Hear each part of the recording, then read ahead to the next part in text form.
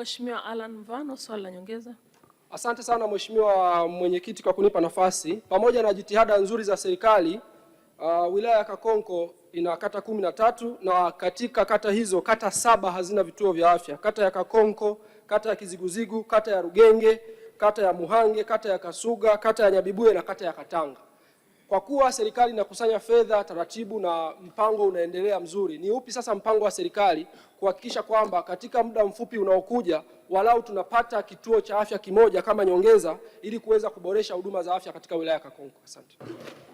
Majibu Mheshimiwa Naibu Waziri. Mheshimiwa Mwenyekiti, naomba kujibu swali la mbunge kama alivyoliuliza. Kwanza nimpongeze Mheshimiwa mbunge, anafuatilia sana wananchi wake wa Kakonko na mara zote tumekuwa tukijadili swala hili. Mheshimiwa Mwenyekiti, dhamira ya serikali ni kuhakikisha kwamba tunajenga vituo vya afya kila kata.